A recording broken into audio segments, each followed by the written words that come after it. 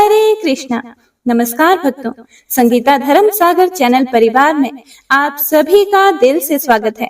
आप सभी का दिन शुभ और मंगलमय हो। बांके बिहारी लाल और राधा रानी सरकार आपको इन कथाओं को सुनने का पुण्य फल प्रदान करे। तो आइए सुनते हैं आज के अध्याय में आगे का वृतांत। ओम नमो नारायणाय। हे प्रिय भक्तों, ब्रह्मा जी कहते हैं कि प्राचीन सतयुग की बात है। इंद्रद्युम्न नाम से विख्यात एक राजा थे जो इंद्र के समान पराक्रमी थे।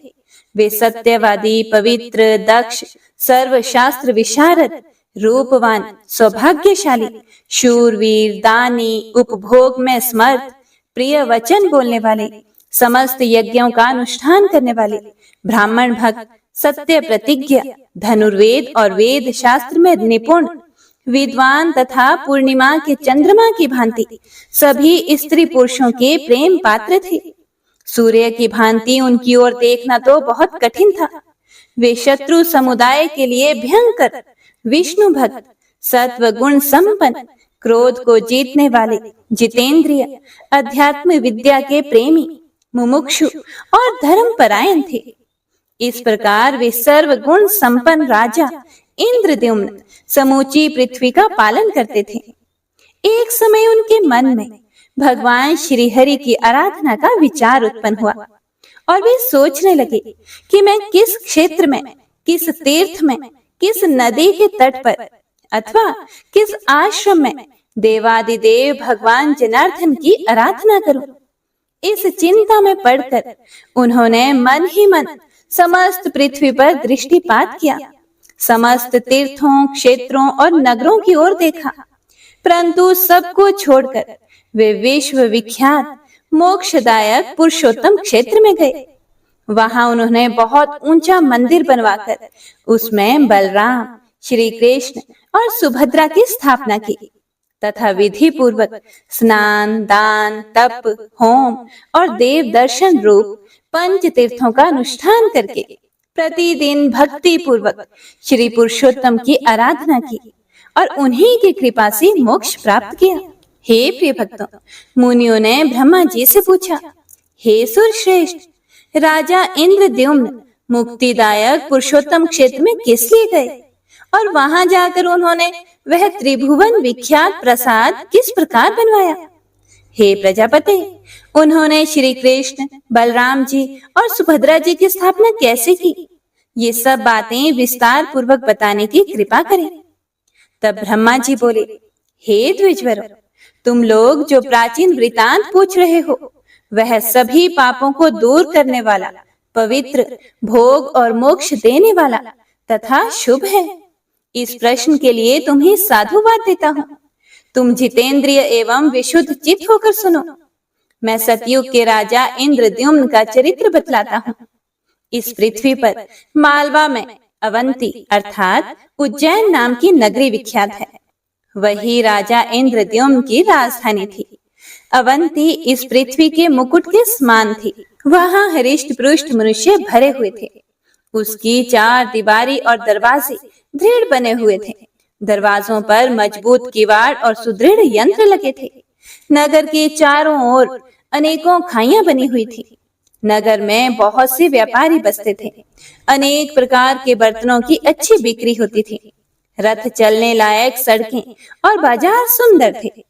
चौराहों से चारों ओर जाने के लिए मार्गों का अच्छी प्रकार विभाग हुआ था। अनेकों घर और गोपुर बने हुए थे। बहुत सी गलियां उस नगर की शोभा बढ़ाती थी। राजहंसों के समान श्वेत और मनोहर महल लाखों की संख्या में बने हुए थे जो उस पुरी की शोभा बढ़ाते थे। अनेकों यज्ञ संबंधी उत्सवों के कारण उस नगर में आनंद छाया रहता था। गाने और बजाने की ध्वनि गूंजती रहती थी। भांति भांति की ध्वजा और पताकाओं से वह पूरी सुशोभित थी। हाथी, घोड़े, रथ और पैदलों की सेना सब ओर व्याप्त थी। अनेक प्रकार के सैनिक वहां भरे थे। अनेकों जनपदों के लोग वहां बसे हुए थे। ब्राह्मण, क्षत्रिय, वैश्य, शूद्र तथा विद्वान पुरुषों से वह नगरी सुशोभित थी। वहां मलिन, मूर्ख, निर्धन, रोगी, अंगहीन तथा जुआरी मनुष्यों का अभाव था। वहां के स्त्री पुरुष सदा प्रसन्नचित्त दिखाई देते थे। वे सब रत्नों के दाता तथा सब प्रकार की संपत्तियों को भोगने वाले थे। वहां की कुलवती स्त्रियां सब गुणों में आचार्य थी। वे पतिव्रता, सौभाग्यशालिनी तथा संपूर्ण गुणों से संपन्न थी। उस नगर में अनेकों वन, उपवन, पवित्र एवं मनोरम उद्यान, भांति भांति के पुष्पों से सुशोभित दिव्य देव मंदिर, शाल, ताल, तमाल, बकुल, चंदन, अगर, चंपा तथा अन्य मनोहर वृक्ष, लता, गुल्म आदि शोभा पाते थे। अनेकों जलाशय उस महापुरी की शोभा बढ़ा रहे थे। हे प्रिय भक्तों, ब्रह्मा जी आगे बोले कि हे मुनियों, अवंतीपुरी में त्रिनेत्रधारी त्रिपुर शत्रु भगवान शिव महाकाल नाम से प्रसिद्ध होकर रहते हैं। वे समस्त कामनाओं के पूर्ण करने वाले हैं। वहां एक शिव कुंड है जो सब पापों का नाश करने वाला है। उसमें विधि पूर्वक स्नान करके देवताओं, ऋषियों और पितरों का तर्पण करें। फिर शिवालय में जाकर भगवान शिव की 3 बार परिक्रमा करें।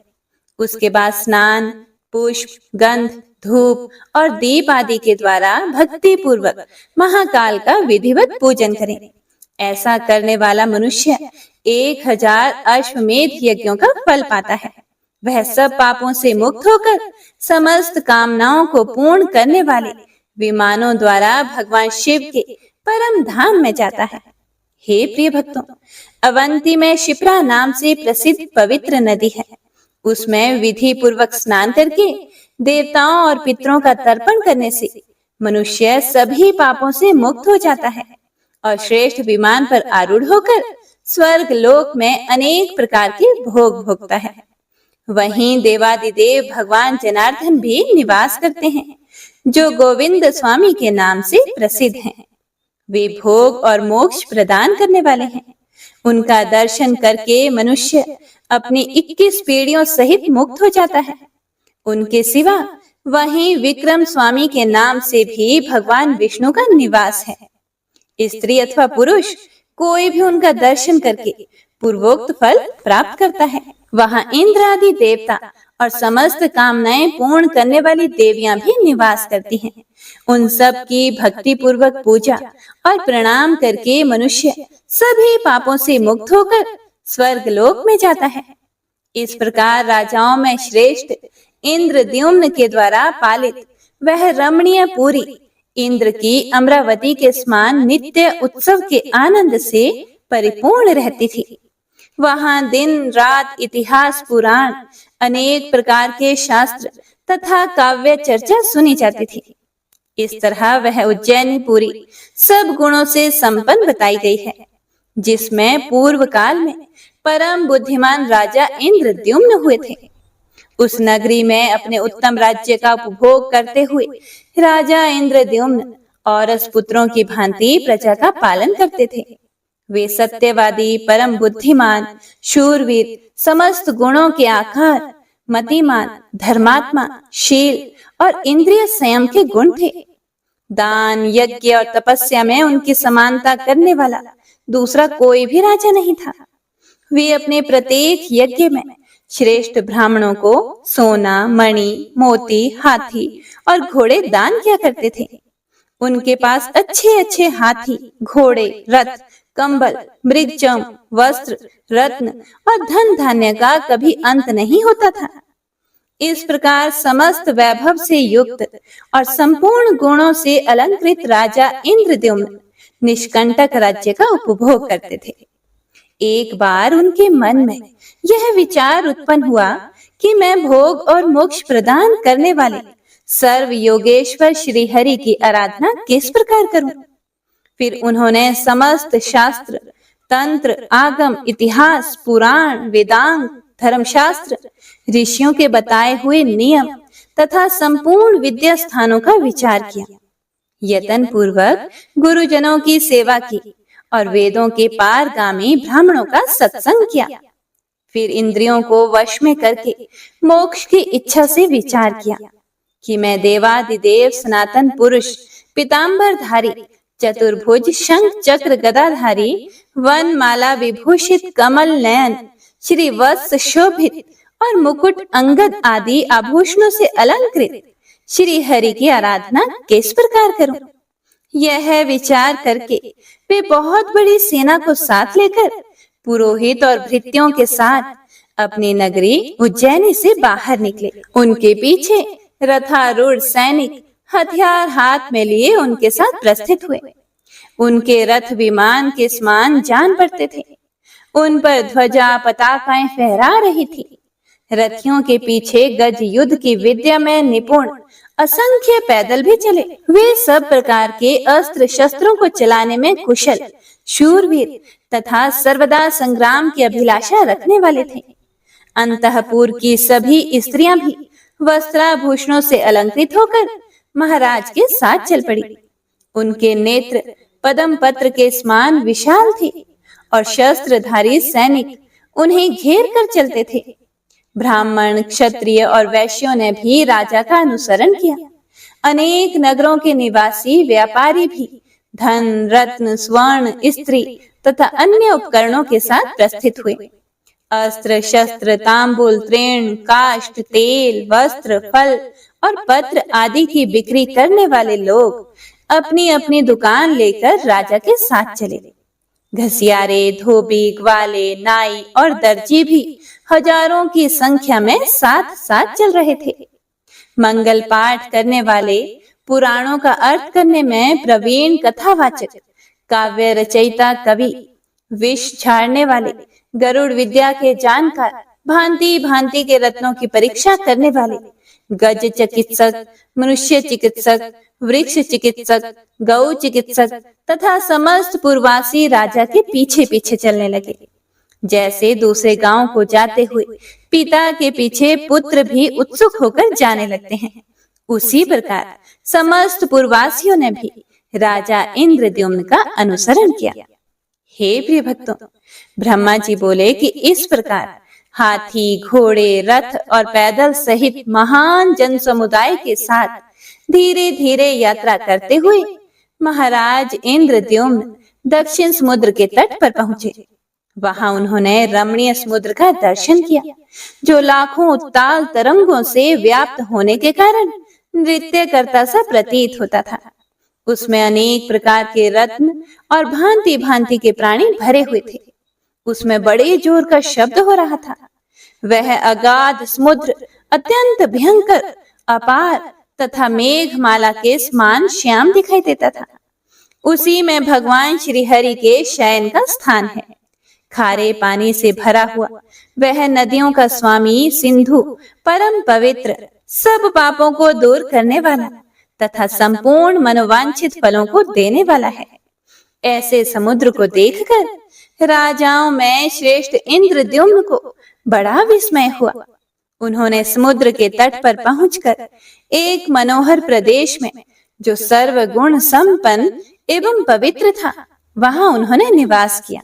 हे प्रिय भक्तों, फिर मुनियों ने ब्रह्मा जी से पूछा, हे ब्रह्मा, भगवान विष्णु के उस परम पवित्र पुरुषोत्तम क्षेत्र में क्या पहले भगवान की कोई प्रतिमा नहीं थी, जो राजा ने सेना और सवारियों के साथ वहां जाकर श्री कृष्ण, बलराम तथा सुभद्रा जी की स्थापना की?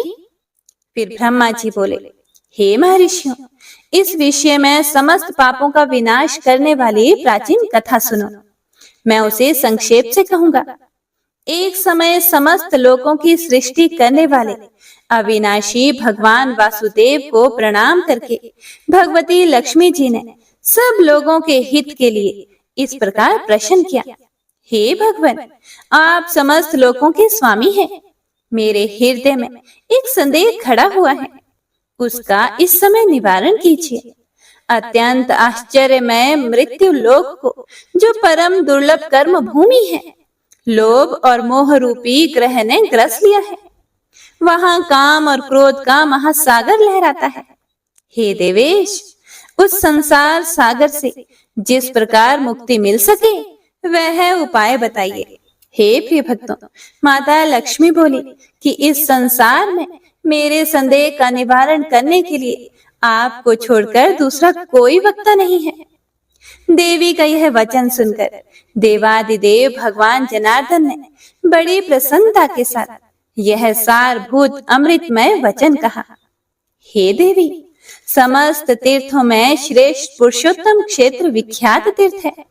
वह बहुत ही सुंदर, सुख पूर्वक सेवन करने योग्य, अनायास साध्य तथा उत्तम फल देने वाला है। तीनों लोकों में उसके समान कोई तीर्थ नहीं है।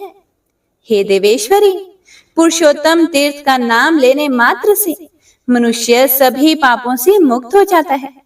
उसे संपूर्ण देवता, दैत्य, दानव तथा मरीचि आदि मुनिवर भी भली भांति नहीं जानते। उसको मैंने अब तक गुप्त ही रखा है। इस समय उस तीर्थराज की महिमा का वर्णन करता हूँ, तुम एक चित होकर सुनो। दक्षिण समुद्र के तट पर जहाँ एक वट का महान वृक्ष खड़ा है, वह अत्यंत दुर्लभ क्षेत्र है। उसका विस्तार 10 योजन का है। वह वट कल्प का संहार होने पर भी नष्ट नहीं होता। उस वट वृक्ष के दर्शन से तथा उसकी छाया के नीचे चले जाने से ब्रह्म हत्या भी छूट जाती है। फिर अन्य पापों की तो बात ही क्या है। जिन्होंने उसकी परिक्रमा की है, उसे मस्तक झुकाया है, वे सब पाप रहित होकर भगवान विष्णु के धाम को पहुंच गए हैं। उस वट वृक्ष के उत्तर और भगवान केशव के कुछ दक्षिण जो बहुत बड़ा महल खड़ा है, वह धर्ममय पद है। वहां स्वयं भगवान की बनाई हुई प्रतिमा का दर्शन करके पृथ्वी के सभी मनुष्य अनायास ही मेरे धाम में चले जाते हैं। हे प्रिय, इस प्रकार सब लोगों को वैकुंठ धाम में जाते देखकर एक दिन धर्मराज मेरे पास आए और मुझे प्रणाम करके इस प्रकार बोले। यमराज ने कहा कि हे भगवान, आपको नमस्कार है। हे देव, आप संपूर्ण लोकों के स्वामी और समस्त विश्व के पालक हैं। आपको मेरा नमस्कार है। आप क्षीर सागर के निवासी और शेषनाग के शरीर की शैया पर शयन करने वाले हैं। आप सबसे श्रेष्ठ, वरेण्य और वरदाता है। सबके कर्ता होते हुए भी स्वयं अकृत हैं। आपको किसी दूसरे ने नहीं बनाया है। आप प्रभु शक्ति से संपन्न, संपूर्ण विश्व के ईश्वर, अजन्मा, सर्वव्यापी, सर्वज्ञ तथा किसी से परास्त ना होने वाले हैं। आपका श्री विग्रह नील कमल दल के समान श्याम है। नेत्र खिले हुए कमल की शोभा धारण करते हैं। आप सबके ज्ञाता, निर्गुण, शांत, जगदाधार, अविनाशी, सर्वलोक सृष्टा तथा सबको सुख देने वाले हैं। जानने योग्य पुराण पुरुष, व्यक्ता व्यक्त स्वरूप, सनातन परमेश्वर, कार्य कारण के उत्पादक, लोकनाथ एवं जगत गुरु है। आपका वक्ष स्थल श्री वत्स चिन्ह से सुशोभित है। आप वनमाला से विभूषित हैं। आपका वस्त्र पीले रंग का है। आपकी 4 बाहें हैं। आप शंख, चक्र, गदा, हार, केयूर, मुकुट और अंगद धारण करने वाले हैं। सब लक्षणों से संपन्न, समस्त इंद्रियों से रहित, कुटस्थ, अविचल, सूक्ष्म, ज्योति स्वरूप, सनातन, भाव और अभाव से मुक्त, व्यापक तथा प्रकृति से परे हैं। सबको सुख देने वाले सामर्थ्यशाली ईश्वर हैं। आप भगवान जगन्नाथ को मैं नमस्कार करता हूँ। हे प्रिय भक्तों, यह सुनकर भगवान विष्णु कहते हैं, हे महाभागे, यमराज को हाथ जोड़े मस्तक झुकाए खड़ा देखकर मैंने उनसे स्तोत्र कहने का कारण पूछा। महाबाहु सूर्यनंदन, तुम सब देवताओं में श्रेष्ठ हो। तुमने इस समय मेरी स्तुति किस लिए की है, संक्षेप से बताओ। धर्मराज बोले कि हे भगवान, इस विख्यात पुरुषोत्तम तीर्थ में जो इंद्र नील मणि की बनी हुई श्रेष्ठ प्रतिमा है, वह सब कामनाओं को देने वाली है। उसका अनन्य भाव तथा श्रद्धा से दर्शन करके सभी मनुष्य कामना रहित होकर आपके श्वेत धाम में चले जाते हैं। इसीलिए अब मैं अपना व्यापार नहीं चला सकता। हे प्रभु, आप कृपया करके उस प्रतिमा को समेट लीजिए। धर्मराज का यह वचन सुनकर फिर मैंने उनसे कहा, हे यम, मैं सब ओर से बालू के द्वारा उस प्रतिमा को छिपा दूंगा। उसके बाद वह प्रतिमा छिपा दी गई। अब उसे मनुष्य नहीं देख पाते थे। उसे छिपा देने के बाद मैंने यमराज को दक्षिण दिशा में भेज दिया। ब्रह्मा जी कहते हैं, पुरुषोत्तम तीर्थ में इंद्र नीलमयी प्रतिमा के लुप्त हो जाने पर आगे चलकर जो जो बातें हुई, उन सब को भगवान विष्णु ने लक्ष्मी देवी से विस्तार पूर्वक कह सुनाया। ओम नमो नारायणाय। हे प्रिय भक्तों, विष्णु भगवान ने लक्ष्मी देवी को जो कुछ भी सुनाया, उसका वर्णन आप अगले अध्याय में सुनेंगे। उम्मीद करती हूँ यह कथा आपने पूरे भक्ति भाव और प्रसन्नचित मन से पूरी सुनी होगी। भगवान आपको यह कथा को सुनने का पूर्ण पुण्य फल प्रदान करे। तो मिलते हैं अगली वीडियो के साथ, तब तक के लिए हरे कृष्णा।